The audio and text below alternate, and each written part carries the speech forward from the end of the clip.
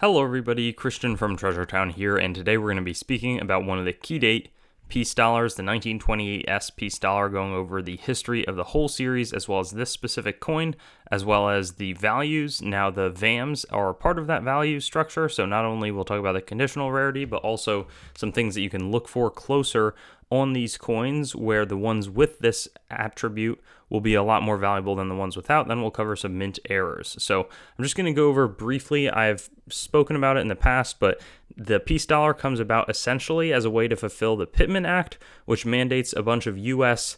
coined silver coins to be provided to Great Britain after World War I, so that Great Britain could honor the silver-backed promise of their currency in their colonies like India. There had been rumors spread by the Germans and their adversaries against the British pound, sort of to undermine their confidence. So they wanted to get on that. They contracted the states to do it, and they did 1921 and 1928, though most of it's fulfilled earlier. This is one of the key dates, the 1928S, and there's really tapering mintages. They stop it after 1928 and then bring it back for 2 years in 34 and 35.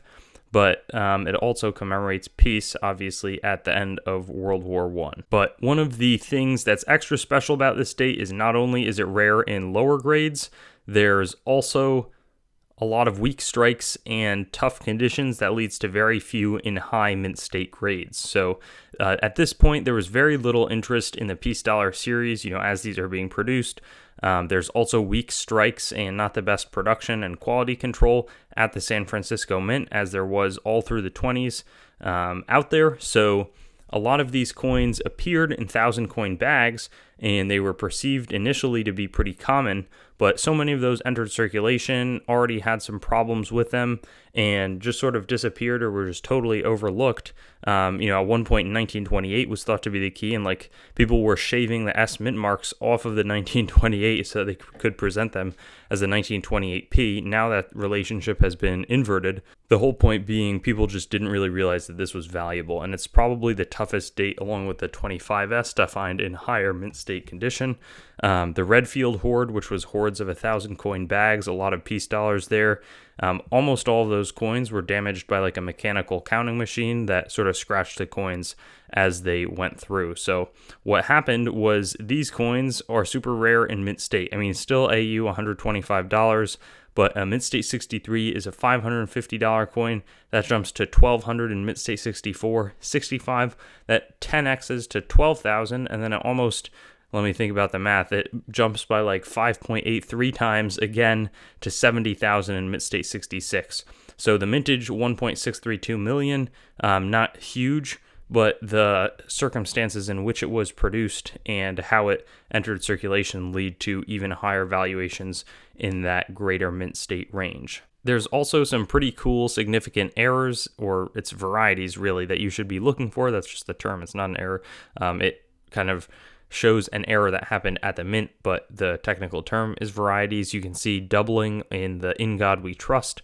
Right there, it's super prominent. Some clear shelving in the E and the T, sort of protruding up at the top, as well as a little bit in the W. But I think the E and the T are best to look for, as well as the designer's initials, just clear shelving. AU55 coins are $200. Mint State 63 is $600. Mint State 65 is $15,000. So there's a little bit of a premium for sure. There's also some mint errors. The obverse struck through right here. Something was sort of in the tiara. This sold for $920, a really nice premium over the normal pricing, but something came between the die and the planchet as it was being struck, and it's exited. Sometimes you have a retained struck through error. In this case, it is not, but that was that. Then there's also this it wasn't from this date, but it was just cool, an off-center coin, so meaning that the planchet was not fully in the chamber when it was struck, and a die adjustment strike, meaning that they were still testing the right pressure at which to strike the coin. This sold for $5,320 on what would otherwise have been a pretty common regular coin. And then lastly, there's a felt tip marker. It says something 54, but it was received in a bag of 1924 mint, uncirculated peace dollars. This one was blank, and it sold for over $1,000. So just some cool sort of fun to show you at the end there. But the real things to look for are the doubled motto, and then being careful about how you purchase these, because in mint state, there's so much difference between the grades. If something's raw, maybe you have a really good find, but there could also be something where the coin's been tampered with to make it look better condition. So you just have to be sort of proceeding with caution. Thanks for watching the video. I'd encourage you to like the video, comment, and make sure to subscribe to my channel. And I also have Facebook, Instagram, Twitter, and some other social media platforms. You can also go to my main channel website, treasuretownYT.com, to learn more about the channel and sort of stay in contact. I also will eventually host all of these videos on coinsmetalscards.com, which will be both news, marketplace, and coin information. I do have the goal of eventually getting pretty much every US coin, date, mint mark, denomination on the channel with a similar video to the one that you just watched, and that will likely all be hosted there.